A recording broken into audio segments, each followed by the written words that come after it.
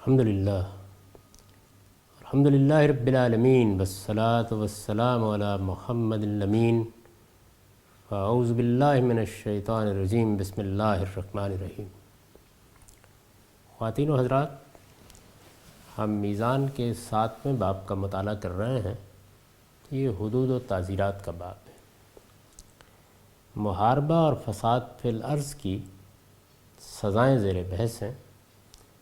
اس میں ہم تقتیل پر گفتگو کر چکے ہیں، یعنی عبرتناک طریقے سے قتل کر دینا۔ اللہ تعالیٰ نے اس کی کوئی خاص صورت متعین نہیں کی، عموم کے ساتھ یہ بات کر دی ہے کہ عبرتناک طریقے سے قتل کر دیا جائے۔ میں نے اس کی وضاحت کر دی اور یہ بتایا کہ ہمارے ہاں جو واقعات بیان ہوئے ہیں، ہم مجبور ہیں، یعنی قرآن مجید کی اس تحدید کے نتیجے میں مجبور ہیں کہ ان کو اسی کے تحت رکھیں۔ تاہم ایک مختصر تبصرہ میں ان پر بھی کیے دیتا ہوں۔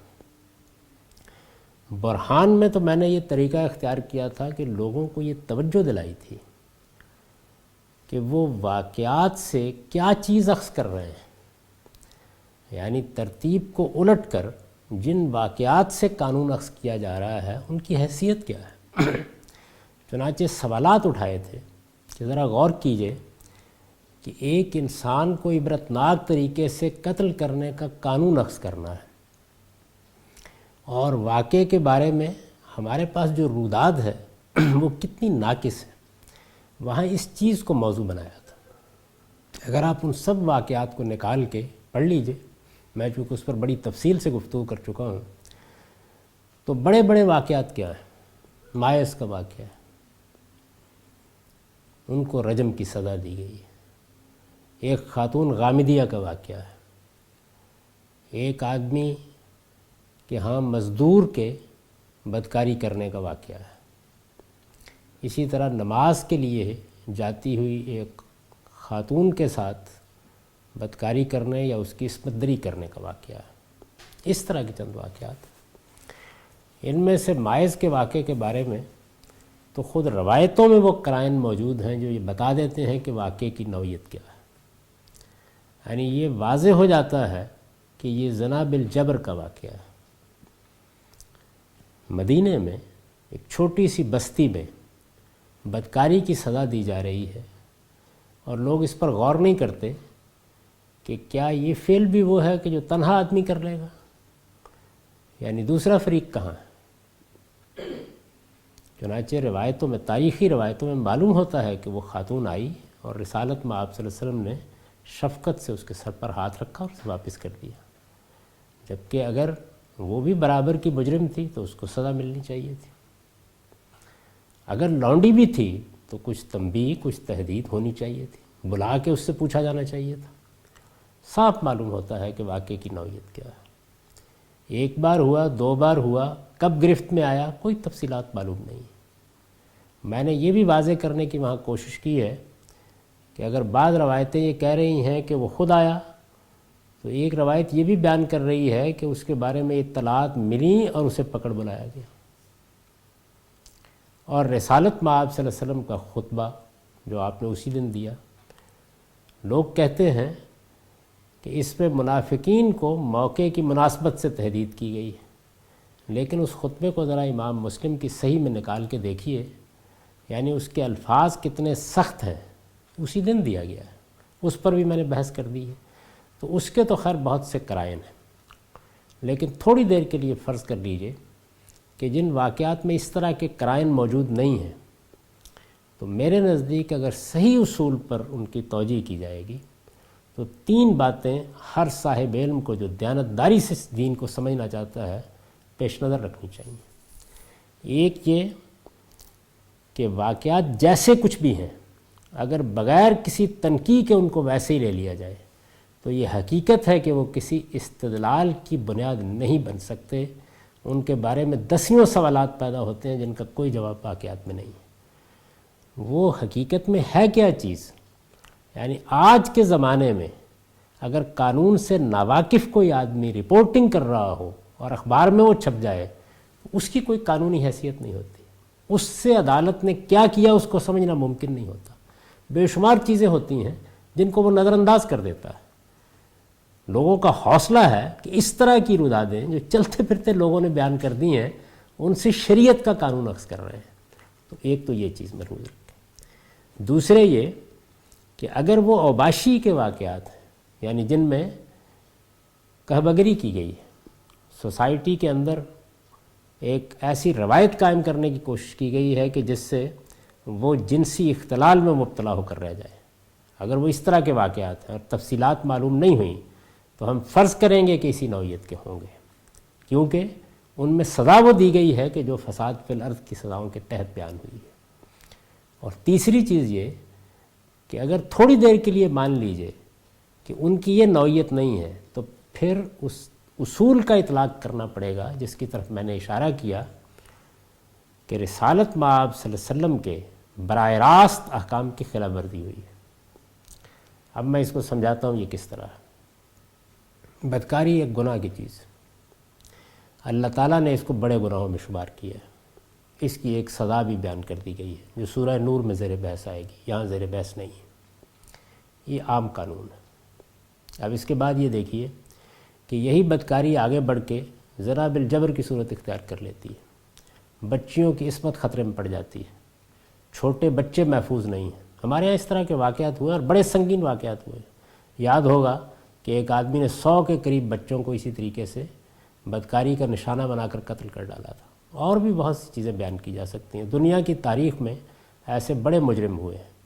اس نوعیت کی صورت اگر بدکاری نے اختیار کر لی ہے اور کسی جگہ ہے، یا کہبگری کا پیشہ ہے، یعنی یہ بات جاننے کے باوجود کہ بدکاری کو ممنوع قرار دے دیا گیا ہے، کچھ لوگوں نے اڈے بنائے ہوئے ہیں اور وہ اپنے لیے شکار پھانس رہے ہیں، تو یہ چیزیں جو ہیں یہ اوباشی اور بے رہروی کو سوسائٹی کا کلچر بنانے کا ذریعہ بن رہی ہیں۔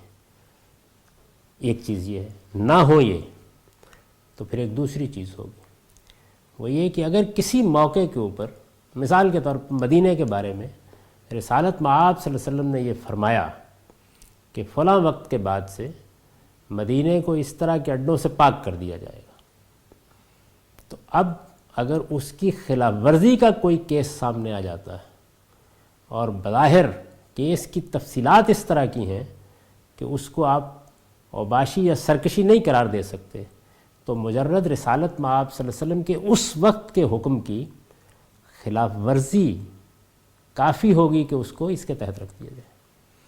تو یہ تینوں چیزیں ملحوظ رکھ کے واقعات کا مطالعہ کرنا چاہیے، لیکن اگر یہ چیز واقعات اپنی نوعیت کے لحاظ سے قبول نہیں کرتے تو وہ اس کے باوجود قانون کا ماخذ نہیں بنیں گے، ان کو ایک طرف رکھ دیا جائے گا کہ وہ کوئی تعویل توجیہ قبول نہیں کر رہے، لیکن قرآن بالکل واضح ہے کہ اس طرح کی سزا کن جرائم میں دی جا سکتی ہے۔ تو ہم اس چیز کو محکم پکڑیں گے اور بہرحال انہی اصولوں کی روشنی میں ان کا جائزہ لیں گے۔ چنانچہ اگر آپ ان کو سامنے رکھ کر دیکھیں گے تو آپ جان لیں گے، یعنی مزید تحقیق کریں گے تو جان لیں گے کہ یا تو وہ سری اوباشی کے کہبگری کے واقعات ہیں، یا پھر یہ تیسری چیز جس کی طرف میں نے اشارہ کیا، یعنی پہلی دو چیزیں تو یہ ہیں کہ قانون کے عین مطابق معاملات ہوئے ہیں، لیکن وہ فساد فی الارض کی براہ راست تعریف میں آ رہے ہیں، ہم ان کو سمجھ سکتے ہیں۔ دوسرے یہ کہ ان کی نوعیت وہ ہے جس کو میں نے کہبگری سے تعبیر کیا یا اوباشی پر اصرار سے تعبیر کیا۔ اور تیسری صورت یہ کہ رسالت مآب صلی اللہ علیہ وسلم کے کسی وقتی حکم کی خلاف ورزی ہوئی ہے، جیسے سود کے معاملے میں قرآن مجید زیر بحث لے آیا ہے اور اس کو بھی حرابہ قرار دے دیا اور یہ کہا ہے کہ اس طرح کے مجرموں کے خلاف اب کارروائی ہوگی۔ تو یہاں اصل چیز یہ نہیں ہوتی کہ جرم کیا ہے، بلکہ یہ کہ جرم کا ارتکاب کرنے کے معاملے میں کیا رویہ اختیار کیا گیا ہے اور کب کیا گیا ہے، اور کب کا مطلب کیا ہے کہ جب اللہ اور رسول کی براہ راست حکومت ہے۔ تو جس طرح میں نے نماز کی مثال دی تھی یا اور مثالیں دی تھیں، اب خلاف ورزی کی نوعیت بالکل مختلف ہو گئی، معاملہ نیچے سے اٹھا اور اٹھ کر عام خلاف ورزی سے آگے بڑھ کر اللہ کے رسول کی موجودگی میں حرابے کی صورت اختیار کر گیا۔ تو ان چیزوں کو اپنے سامنے رکھیے اور اس کے بعد واقعات کو پڑھیے، ان کی تفصیلات کو پڑھیے، بہت کچھ روشنی حاصل ہو جائے گی۔ آگے جب زنا کی سزا زیر بحث آئے گی تو میں بعض واقعات آپ کے سامنے رکھ بھی دوں گا۔ دوسری سزا تسلیب ہے۔ یہ سزا سلب سے تفیل میں بیان ہوئی ہے، یعنی یہاں بھی وہی ہے کہ یہ نہیں کہا گیا کہ او یسلبو، بلکہ او یسلبو، چنانچہ فرمایا ہے او یسلبو، یعنی ایسے لوگوں کو صرف سولی ہی نہ دی جائے بلکہ عبرتناک طریقے سے سولی دی جائے۔ یہ سولی وہ چوبی آلہ ہے جس پر مجرم کے ہاتھوں اور پاؤں میں میخیں ٹھونک کر اس کو لٹکا دیتے ہیں، یعنی یہ پھانسی نہیں ہے۔ ہمارے ہاں عام طور پر سولی دینا، پھانسی دینا کچھ مترادف لوگ سمجھنے لگے ہیں۔ پھانسی ایک اور چیز ہے اور سولی دینا ایک اور چیز ہے۔ یہ سلیب ہے جس کو آپ مسیحیوں کے ہاں دیکھتے ہیں، یعنی ایک لکڑی پر میخیں ٹھونک کر آدمی کو لٹکا دیتے ہیں اور اسی پر لٹکا ہوا جان دے دیتا ہے۔ اس میں بعض لوگ یہ سوال کرتے ہیں کہ آخر یہ بھی تو مارنے کی ایک صورت ہے اور عبرتناک طریقے سے مارنے کی صورت ہے، تو کیا یقتلو کافی نہیں تھا؟ یہ معلوم ہوتا ہے کہ یہ ایک نوعیت کا عطف الخاص علی العام ہے، یعنی اس سزا کی نوعیت مختلف ہے تقتیل کی باقی صورتوں سے۔ چنانچہ یہ دیکھیے سیدنا مسیح علیہ السلام کے بارے میں بھی قرآن مجید نے یہ کہا کہ ما قتلوہ و ما صلبوہ، انہوں نے قتل نہیں کیا، انہوں نے سولی نہیں دی۔ یہ معلوم ہوتا ہے کہ قتل کا لفظ روزمرہ کے لحاظ سے اس کے لیے بولا نہیں جا سکتا، تو اس وجہ سے اس کو الگ سے بیان کیا گیا ہے۔ یعنی یہ تو عربی زبان بولنے والے، عربی زبان لکھنے والے، پڑھنے والے اس کے مطالعے سے سمجھ سکتے ہیں کہ کیا چیز ہے کہ جو قانونی لحاظ سے تو اس کے تحت آ جاتی ہے، لیکن زبان کے یا عربیت کے اسلوب کے لحاظ سے اس کے تحت نہیں آتی۔ تو اس وجہ سے اس کو یہاں بھی الگ کیا ہے اور وہاں بھی الگ کیا ہے، درا حالانکہ وہاں بھی اتنا کافی تھا کہ ما قتلوہ کہہ دیا جاتا، تو اس کو الگ سے بیان کیا ہے۔ اور اس کی صورت یہ ہے، سزا کی یہ صورت کچھ کم عبرت انگیز نہیں ہے، لیکن آیت میں لفظ تسلیب کا تقاضا ہے کہ اس کے لیے بھی وہ طریقے اختیار کیے جائیں جو زیادہ دردناک اور زیادہ عبرت انگیز ہوں۔ یعنی بعض اوقات جرائم کی نوعیت ایسی ہو جاتی ہے کہ اس میں مجرموں کو عبرت کا نشانہ بنانے کے لیے ایسے طریقے اختیار کرنا پڑ جاتے ہیں۔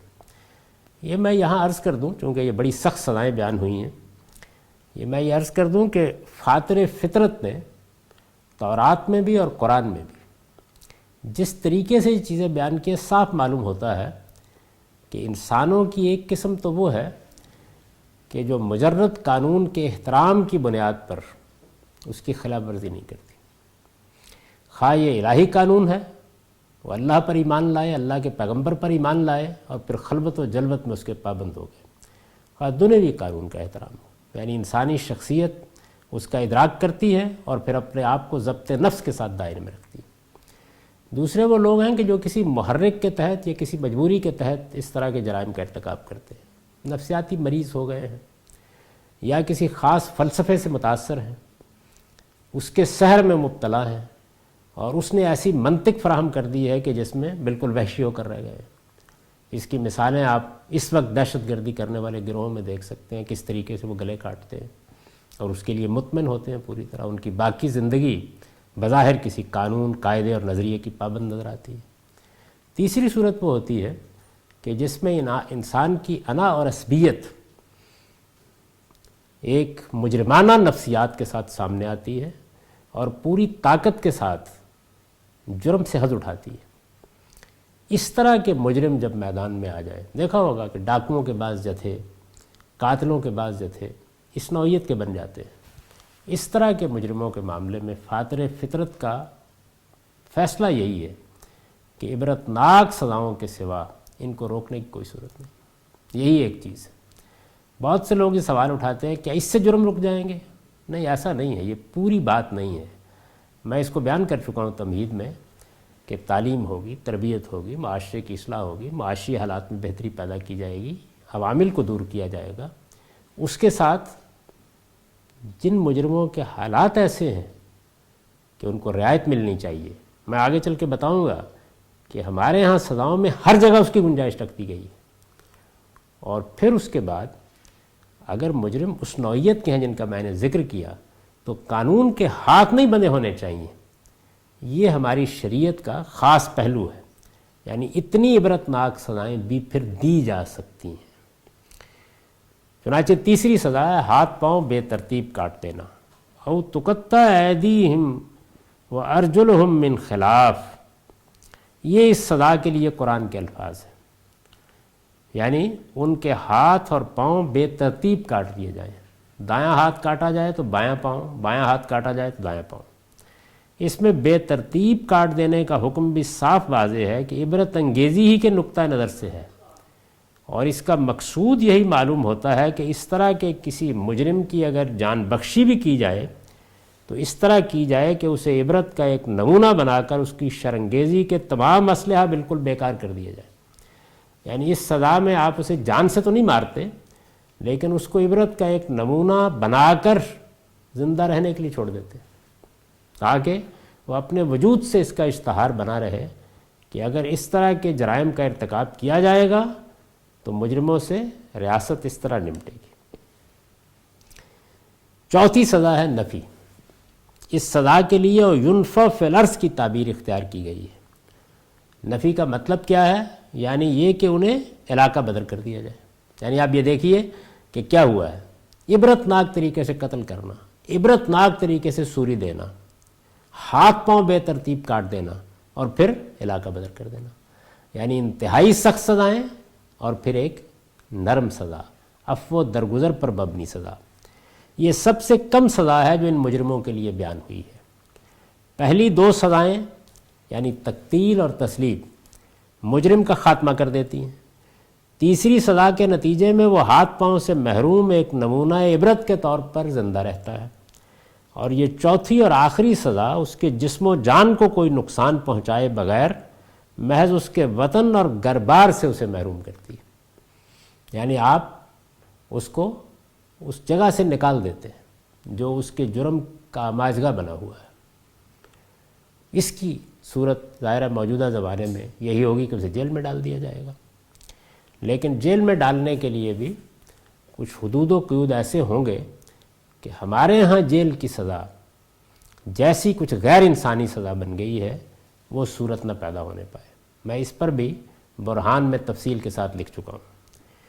कुरान के अल्फाज का तकाजा है कि आम हालात में ये सज़ा इसी सूरत में दी जाए, लेकिन अगर किसी वजह से ये मुमकिन न हो तो मुजरिम को किसी ख़ास इलाके में पाबंद या उसके घर में नज़र बंद कर देने से भी हुक्म का मंशा यकीनन पूरा हो जाएगा। यानी आपने ये सज़ा दे दी कि मुजरिम इसी इलाके में पाबंद रहेगा, इससे बाहर नहीं निकलेगा, या घर ही में नज़र बंद कर दिया जाएगा, तो इससे भी बड़ी हद तक वो मंशा पूरा हो जाएगा। और जैसे मैंने अर्ज़ किया कि अगर कोई सूरत ना हो तो आप फिर कैद खाने में भी डाल सकते हैं, लेकिन उस पर फिर देखना पड़ेगा कि सज़ा किस नौइयत की हो गई। ये चार सज़ाएँ। अब ये देखिए कि हमारे यहाँ कैसी हिकमत मलहूज़ रखी गई है। यानी संगीन जुर्म है, उसकी चार सज़ाएँ बयान की गई हैं, इंतहाई सख्त सज़ा और नरम सज़ा। ये बयान करके क्या कहा गया है? आयत में ये सज़ाएँ हरफ़ औ के साथ बयान हुई हैं। यानी ऐसे नहीं कहा गया कि ये चारों सज़ाएँ दे दो, बल्कि उनको हरफ़ औ के साथ बयान किया है। इसके मानी ये है कि कुरान मजीद ने यहाँ हुकूमत को ये इख्तियार दिया है कि वो जुर्म की नौइयत, मुजरिम के हालात और जुर्म के मौजूद और मतवक्का असरात के लिहाज से इनमें से जो सज़ा मुनासिब समझे इस तरह के मुजरिमों को दे सकती है। यानी चार सज़ाएँ हैं। अब आपने क्या देखना है? जुर्म हुआ है, जुर्म न्यूसेंस की नौइयत का है, इसमें लोगों की इसमत दरी हुई है मिसाल के तौर पर, डाका डाला गया है मिसाल के तौर पर, औबाशी पर इसरार किया गया है, या और कोई संगीन जुर्म हुआ है जैसे दहशतगर्दी के जराइम इस वक्त हो रहे हैं। अब आप देख रहे हैं कि जुर्म की नौइयत क्या है। यानी अदालत में मुकदमा आया है तो कुरान ये कहता है कि ये देखिए कि जुर्म की नौइयत क्या है, मुजरिम के हालात क्या है। अल्लड़ नौजवान है, किसी ने गुमराह कर दिया है, ज़रा सी तंबीह से दुरुस्त हो सकता है, माहौल गलत मैसर आया है, पूरे मुल्क में जो माशी हालात थे उनमें जुर्म के इर्तिकाब की तरगीब हुई है। यानी मुजरिम के हालात में उसके नफ्सियाती हालात, उसके समाजी हालात, उसके माशरती हालात, ये सब चीज़ें आप देखेंगे। जो जुर्म हुआ है, जिस माहौल में हुआ है, जिस वक्त हुआ है, उसके मौजूद और मतवक्का असरात देखेंगे। इन सब का लिहाज करके आप ये समझते हैं کہ نہ حالات یہ تقاضا کرتے ہیں، نہ جرم کی نوعیت یہ تقاضا کرتی ہے، نہ متوقع اثرات اور موجود اثرات یہ تقاضا کرتے ہیں کوئی رعایت کی جائے، تو قرآن نے آپ کو سخت ترین سزا دینے کا اختیار بھی دے دیا ہے۔ اور اگر آپ اس نتیجے پر پہنچتے ہیں کہ مجرم کے ساتھ عفو درگزر سے کام لینا چاہیے، اصلاح کے امکانات ہیں، اس کو موقع ملنا چاہیے، تو انتہائی کم سزا بھی موجود ہے، یعنی اس کو علاقہ بدر کر دیا جائے، آپ اس کا انتخاب بھی کر سکتے ہیں۔ تو اس طرح ہاتھ بھی نہیں باندھے گئے، اور اللہ تعالیٰ نے یہ تعلیم بھی دے دی ہے کہ جرم ایک ہی ہے، یعنی جرم کیا ہے؟ ہراوا۔ جرم کیا ہے؟ اللہ اور رسول کے خلاف برسر جنگ ہو جانا۔ جرم کیا ہے؟ فساد فی الارض۔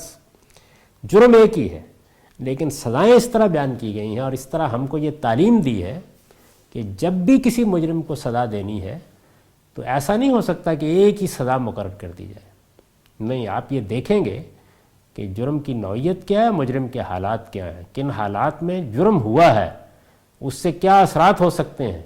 اس وقت کم سزا دینا مصلحت کا تقاضا ہے یا زیادہ سزا دینا؟ جو جرم ہوا ہے اس کے محرکات کی کیا نوعیت ہے، معاشرہ کہاں کھڑا ہے، سماج کس مقام پر کھڑا ہے، ساری چیزوں کی رعایت کر کے آپ محسوس کرتے ہیں کہ کسی رعایت کی گنجائش نہیں ہے تو انتہائی سزا دے دیجئے۔ آپ محسوس کرتے ہیں رعایت کی گنجائش ہے تو اس سنگین جرم میں بھی اللہ تعالیٰ کہتے ہیں کہ ٹھیک ہے، آپ صرف نفی کی سزا دے سکتے ہیں۔ تقتیل اور تسلیب جیسی سزاؤں کے ساتھ اس میں نفی کی سزا، یعنی ایک طرف عبرتناک طریقے سے قتل کر دینا، عبرتناک طریقے سے سولی دینا، اور دوسری جانب نفی یعنی علاقہ بدر کر دینا۔ تقتیل اور تسلیب جیسی سزاؤں کے ساتھ اس میں نفی کی سزا اس لیے رکھی گئی ہے کہ سزا میں انتہائی سختی کے ساتھ حالات کا تقاضا ہو تو مجرم کے ساتھ نرمی کے لیے بھی گنجائش باقی رکھی جائے۔ ہمارے ہاں جو فلسفے بیان کیے جاتے ہیں اس میں ہوتا یہ ہے کہ ایک زمانے میں اگر لوگوں سے انتقام لینے کا جذبہ ہے تو کھال کھنچوائی جا رہی ہے، ہاتھیوں سے لوگوں کو روند ڈالا جا رہا ہے، یہ سزائیں بھی تاریخ پہ دی گئی ہیں۔ اور اگر ایسا نہیں ہے تو نرمی کا فلسفہ لوگوں پر غلبہ پا گیا ہے، اور وہ اس کا لحاظ کیے بغیر کہ مجرم نے کس نوعیت کے جرائم کا ارتکاب کیا ہے یہ مہم چلانا شروع کر دیتے ہیں کہ فلاں اور فلاں سزا کا خاتمہ کر دیا جائے۔ ہمیں جو شریعت دی گئی ہے اس میں دیکھیے کتنی خوبصورتی کے ساتھ یہ اختیار بھی باقی رکھا گیا ہے، لیکن اگر ہم حالات کو دیکھیں، اپنے عدالتی نظام کو دیکھیں، یہ کہا جاتا ہے نا کہ آپ اسلامی سزائیں نافذ کرنا چاہتے ہیں، سخت سزائیں ہیں، تو آج کل کے حالات میں معاشی حالات دیکھیے، بے روزگاری دیکھیے، نوجوانوں کی تربیت دیکھیے، جرائم کی طرف رغبت کے عوامل دیکھیے، بہت سی چیزیں لوگ بیان کرتے ہیں، تو وہ یہ نہیں جانتے کہ ہمارے یہاں سزائیں بیان ہی اس طریقے سے کی گئی ہیں کہ اس میں ان سب چیزوں کا لحاظ رکھنا ضروری قرار دے دیا گیا ہے، یعنی قانون کا حصہ بنانے کو مؤخر کرنے کی ضرورت نہیں ہے۔ سزائیں اپنے اندر، قانون اپنے اندر وہ چیز رکھتا ہے کہ جس میں جرم کی نوعیت اور مجرم کے حالات کی رعایت عدالت کے لیے ملحوظ رکھنا ضروری ہے۔ اس کی تعلیم یہاں دی ہے، یہ حرف او ہے جس کے اندر یہ ساری چیزیں چھپی ہوئی ہیں۔ تو مقصود کیا ہے؟ مقصود یہ ہے کہ حالات کا تقاضا ہو تو سخت ترین سزا کے راستے میں بھی رکاوٹ نہ ہو، اور اگر حالات کا تقاضا ہو تو نرمی کی طرف جانے میں بھی کوئی رکاوٹ نہ ہو۔ چنانچہ رسالت میں آپ صلی اللہ علیہ وسلم نے جب اس طرح کی سزا دی ہے تو ہم عرب کے حالات کو اگر جانتے ہوں، خاص طور پر قبائلی تمدن میں، تو اندازہ کر سکتے ہیں کہ ان چرواہوں کے ساتھ اتنا سخت معاملہ کیوں کیا گیا۔ نئی نئی حکومت قائم ہوئی ہے، انہوں نے بیت المال کے اونٹ ہانکے ہیں اور اس کے چرواہوں کو قتل کیا ہے۔ قتل کے مجرم تو وہ ہو ہی چکے ہیں، ڈاکہ بھی ڈالا ہے اس کے ساتھ، دھوکہ بھی دیا ہے۔ ظاہر ہے کہ اس طرح کے مجرموں کے ساتھ اگر اس وقت رعایت کی جاتی جبکہ پورے ماحول کو بہت سازگار بنا دیا گیا تھا اور اللہ کا رسول براہ راست حکومت کر رہا تھا، تو اس کا نتیجہ یہ ہوتا کہ پھر عرب کے بدو اس حکومت کو کبھی چین کا سانس نہ لینے دیتے۔ تو یہ ہے موجود اور متوقع اثرات کا لحاظ اور مجرموں کے حالات کی رعایت، اس میں سخت ترین سزا دے دی گئی۔ عفو درگزر کے واقعات بھی آپ کو مل جائیں گے۔ تو قرآن مجید نے یہ گنجائش باقی رکھی ہے۔ چنانچہ رسول اللہ صلی اللہ علیہ وسلم کے بارے میں معلوم ہے کہ آپ نے اپنے زمانے میں اوباشی کے ان مجرموں کو جو اپنے حالات اور جرم کی نوعیت کے لحاظ سے کسی حد تک رعایت کے مستحق تھے، مائدہ کی اسی آیت کے تحت جلاوطنی کی سزا دی۔ یعنی یہ معلوم ہے کہ رسالت میں آپ صلی اللہ علیہ وسلم نے بدکاری پر اصرار کرنے والوں میں سے بھی بعض کو سنگساری کی سزا نہیں دی، جلاوطنی کی، تغریب و عام کے الفاظ آتے ہیں، اور بس اسی پہ آپ نے اکتفا کی۔ کیوں؟ یہ دیکھیے، یعنی جو رائے قائم کی گئی ہے رجم کی سزا کے بارے میں، اب ذرا اس کے قرائن ملاحظہ کیجیے۔ قرآن مجید کا یہ اعلان کہ یہ سزا یعنی قتل کی سزا صرف 2 جرائم میں دی جا سکتی ہے، اور اس میں قصاص اور فساد فی الارض کا ذکر کرنا، گویا انگلی اٹھا کے قرآن مجید نے بتا دیا کہ کس آیت کے تحت ان سزاؤں کو دیکھنا چاہیے۔ پھر اس کے بعد رسالت میں آپ صلی اللہ علیہ وسلم کا اسی نوعیت کے بعض مجرموں کو رجم کرانا اور بعض کو صرف نفی کی سزا دینا، اور نفی قرآن مجید کی آیات میں کہاں ہے؟ صرف اسی آیت میں۔ تو گویا یہ روایت بھی انگلی اٹھا کر بتا رہی ہے کہ وہ کون سی آیت ہے جس کے تحت یہ کیا جا رہا ہے۔ مائدہ کی اسی آیت کے تحت جلاوطنی کی سزا دی، اور وہ مجرم جنہیں کوئی رعایت دینا ممکن نہ تھا اسی آیت کے تحت رجم کر دیے گئے۔ یعنی رسالت میں آپ صلی اللہ علیہ وسلم نے اپنے عمل سے بھی اس چیز کی تصویب کی کہ یہ آیت ہمیں کیا تعلیم دے رہی ہے۔ یہ بتا رہی ہے کہ جب کوئی اس طرح کا جرم سامنے آئے گا تو ہم اندھے ہو کر سزا کا نفاذ نہیں کریں گے، ہم یہ دیکھیں گے کہ جرم کی نوعیت کیا ہے، ہم یہ دیکھیں گے کہ مجرم کے حالات کیا ہیں، ہم یہ دیکھیں گے کہ جرم کے موجود اور متوقع اثرات کیا ہو سکتے ہیں، ان ساری چیزوں کا جائزہ لیں گے۔ اب آپ یہ کہہ سکتے ہیں کہ یہ کون دیکھے گا؟ اس کی 2 صورتیں ہیں، ہمیشہ تاریخ میں رہی ہیں، اس کو بیان کرنے کی ضرورت نہیں تھی۔ ایک صورت یہ ہوتی ہے کہ یہ چیز عدالت پر چھوڑ دی جاتی ہے، یعنی جج سزا دیتے وقت ان سب چیزوں کو دیکھتا ہے۔ قانون کی تعلیم میں، اصولی احکام میں ججوں کو بتا دیا جاتا ہے کہ انہیں ان چیزوں کا لحاظ کر کے سزائیں دینی ہیں، اور سزائیں بیان کر دی جاتی ہیں، ان میں کم بھی ہوتی ہیں، ان میں زیادہ بھی ہوتی ہیں، اور جج خود فیصلہ کر لیتا ہے۔ ایک طریقہ یہ ہے۔ دوسرا طریقہ یہ ہے کہ یہ خیال کر کے کہ جج اگر اپنی صوابدید کو استعمال کریں گے تو غلطی کا امکان ہے، قانون سازی کر دی جاتی ہے۔ یعنی پارلیمنٹ میں قانون سازی کر کے آپ یہ بتا دیتے ہیں کہ اگر جرم کی یہ نوعیت ہوگی، یہ حالات ہوں گے، یعنی گویا تفصیلی قانون سازی کر دی جاتی ہے۔ یہ دونوں طریقے بالکل ٹھیک ہیں اور زمانے اور حالات کے لحاظ سے اختیار کیے جاتے ہیں۔ یہ پروسیجرل لا ہے، اور اس کے معاملے میں قرآن مجید کو کوئی ہدایت دینے کی ضرورت نہیں ہے، وہ صرف اصولی باتیں بیان کرتا ہے۔ یہ سب ہم اپنے حالات کے لحاظ سے کر سکتے ہیں۔ زنا اور اوباشی کے بعض مجرموں کے شادی شدہ اور غیر شادی شدہ ہونے کے بارے میں رسول اللہ صلی اللہ علیہ وسلم کا استفسار بھی اسی قبیل سے تھا۔ یعنی اب یہ دیکھیے کہ میں کیا عرض کر رہا ہوں، میں یہ کہہ رہا ہوں کہ یہ جو رسالت میں آپ صلی اللہ علیہ وسلم نے زنا اور اوباشی کے بعض مجرموں سے ان کی شادی کے بارے میں پوچھا ہے، تو لوگوں نے کیا کیا؟ لوگوں نے یہ کیا کہ انہوں نے اس کو اصل قرار دے دیا، جبکہ میرے نزدیک یہ بالکل وہی بات ہے کہ اب جب ایک مجرم آ گیا تو حالات پوچھیں گے نا۔ مثال کے طور پر اگر چوری کا مجرم ہے تو یہ جاننے کی کوشش کریں گے کہ اس نے چوری کیوں کی، یہ دیکھیں گے کہ کیا اس کی کوئی ایسی ضرورت تو نہیں تھی۔ جیسے قحط کے زمانے میں سیدنا عمر نے سزا نہیں دی، کیوں؟ بعض لوگوں نے اس سے یہ نتیجہ نکالا کہ امیر المومنین کو یہ حق حاصل ہے، یا مسلمانوں کے امام کو حق حاصل ہے کہ وہ قرآن مجید کی سزا کو معطل کر دے۔ یہ تعطیل نہیں ہے، یہ اصل میں اسی اصول کا اطلاق ہے کہ ہمیں سزا دیتے وقت مجرم کے حالات دیکھنے ہیں، اور میں یہ عرض کروں گا کہ یہ باقی سزاؤں میں بھی اسی طرح ملحوظ ہوگا۔ اس کی تعلیم یہاں تفصیل سے دی ہے، باقی پر ہم اس کا اطلاق کریں گے، اور وہاں اس کے قرائن موجود ہیں، تو یہ دیکھیں گے ہم۔ چنانچہ رسالت میں آپ صلی اللہ علیہ وسلم کے سامنے جب زنا اور اوباشی کے مجرم آئے ہیں تو یہ آپ نے یہ دیکھا ہے کہ ان کی ذہنی حالت کیسی ہے، یہ اپنے قبیلے میں پہلے کیا رویہ رکھتے رہے ہیں، پہلا دوسرا جرم ہے یا عادی مجرم ہے، اور اسی طرح یہ بھی دیکھا ہے کہ شادی شدہ ہیں یا غیر شادی شدہ نہیں ہیں۔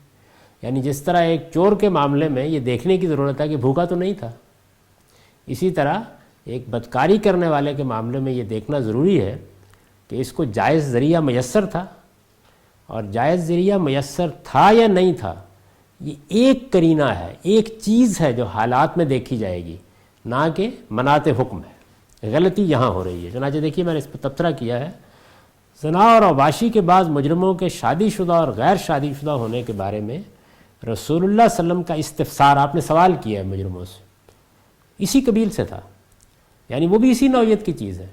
بہت سی چیزیں جاننی ہیں، ایک مجرم کو سزا دینے سے پہلے اس کے حالات معلوم کرنے ہیں، جرم کے لحاظ سے معلوم کریں گے نا، یعنی چوری میں کچھ اور چیزیں پوچھنی ہوں گی، بدکاری میں کچھ اور چیزیں پوچھنی ہوں گی، قذف میں کچھ اور چیزیں پوچھنی ہوں گی، قتل میں کچھ اور چیزیں پوچھنی ہوں گی۔ آپ کو معلوم ہے کہ قتل میں پوچھا جاتا ہے کہ یہ کیا چیز اشتعال کا باعث بن گئی، کوئی پرانی دشمنی تو نہیں ہے، اس موقع پر کیا صورتحال تھی۔ یہ اصل میں جرم کی نوعیت کو متعین کرنا ہے، اس میں کتنا آمد کا دخل ہے، جس طرح غیرت کا قتل ہمارے ہاں، یہ سب چیزیں کیا ہیں، یہ اصل میں جرم کی نوعیت اور مجرم کے حالات کو دیکھنا ہے، اور ان کی بنیاد پر پھر کچھ فیصلے کیے جاتے ہیں۔ تو اسی نوعیت کا یہ ایک استفسار تھا جسے فقہا نے غلطی سے مناتے حکم سمجھا، یعنی انہوں نے اس کو فرق کی بنیاد قرار دے لیا۔ یہ ہے ایک بڑی چیز کہ یہ دیکھا جائے، یعنی جس طرح چوری کے معاملے میں اگر بھوکا تھا اور اس نے کوئی چیز چرا لی ہے تو ظاہر ہے کہ پھر دیکھنا پڑے گا نا کہ اس کو کیا سزا دی جائے۔ اور اس کی بنا پر سورہ نور کی آیہ جلد کو شادی شدہ زانیوں کے حق میں منسوخ قرار دے دیا۔ یعنی اب ہوا کیا ہے، ایک واقعہ لیا، اس واقعے کی غلط تعبیر کی، پھر اس کی بنیاد پر قرآن کے ایک حکم کو منسوخ کر دیا۔ اور اب تک تو بحث صرف یہی تھی کہ قرآن مجید کے آیہ جلد کے حکم کو، جس میں کوڑوں کی سزا بیان ہوئی ہے، منسوخ کر دیا ہے۔ حقیقت میں قرآن مجید کی صریح تعلیم سے انحراف کیا گیا ہے کہ موت کی سزا تو دی ہی صرف 2 جرائم میں جا سکتی۔ تو اتنا بڑا فیصلہ ہوا، گویا معاملے کی نوعیت یہ تھی کہ اس طرح کے مجرموں کو سزا دیتے وقت ان کے لیے کسی رعایت کا فیصلہ کرنے کے لیے، یعنی آپ سزا دینے بیٹھے ہیں تو اب آپ نے رعایت کا فیصلہ کرنا ہے کہ دینی ہے یا نہیں دینی۔ فیصلہ کرنے کے لیے دوسری بہت سی چیزوں کے ساتھ یہ بھی دیکھا جائے کہ وہ شادی شدہ ہیں یا نہیں، یہ بھی دیکھا جائے۔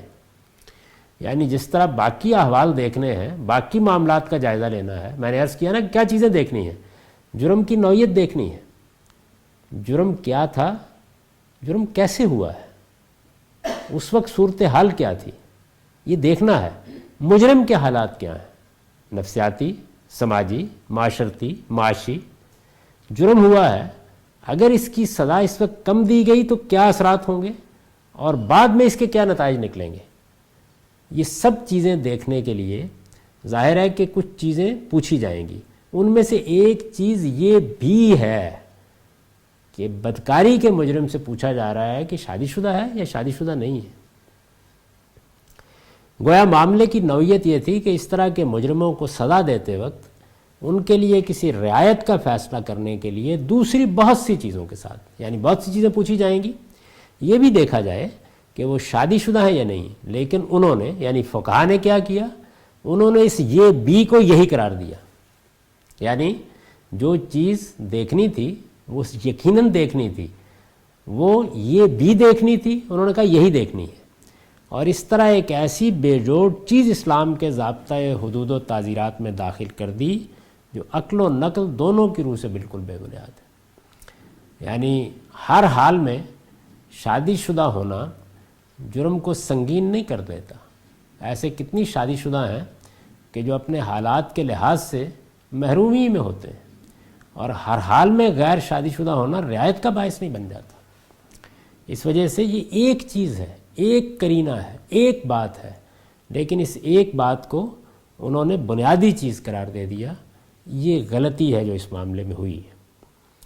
استاذ امام امین احسن اصلاحی اپنی تفسیر تدبر قرآن میں لکھتے ہیں، اس طرح کے حالات میں صرف اسی امر کو ملحوظ نہیں رکھنا پڑتا ہے کہ جرم کرنے والے جتھے نے صرف مال کو نقصان پہنچایا ہے، بلکہ اس سے بڑھ کر زمانہ، مقام اور جتھا بندی کرنے والے مجرموں کے عزائم اور ان کے اثرات پر نگاہ رکھنی پڑتی ہے۔ یعنی یہ وہ حالات کو سمجھنے کی صورتیں بتا رہے ہیں۔ مثلا زمانہ جنگ یا بدامنی کو ہو تو اس میں لازماً سخت اقدام کی ضرورت ہوگی۔ دہشت گردی کی وبا پھیلی ہوئی ہے، اقدامات کی نوعیت اور ہوگی۔ اکا دکا واقعہ ہوا ہے، اقدام کی نوعیت بالکل اور ہوگی۔ اسی طرح مقام سرحدی یا دشمن کی سازشوں کا آماج گاہ ہو تب بھی مؤثر کارروائی ضروری ہوگی۔ اگر شرارت کا سرغنہ کوئی بڑا خطرناک آدمی ہو اور اندیشہ ہو کہ اس کو ڈھیل ملی، ایسا ہوتا ہے کہ بعض اوقات بعض مجرم ہیرو بن چکے ہوتے ہیں.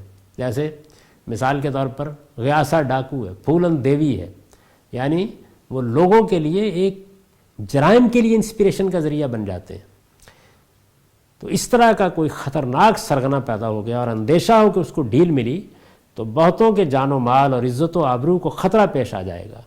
تب بھی حالات کے لحاظ سے مؤثر قدم اٹھانا پڑے گا. غرض اس میں اصلی اہمیت جزوی واقعات کی نہیں بلکہ بغاوت کے مجموعی اثر اور ملک و ملت کے مسالے کی ہے. یعنی یہ سب چیزیں دیکھی جاتی ہیں، ملک کے مسالے، ملت کے مسالے، حالات، یہ سب چیزیں.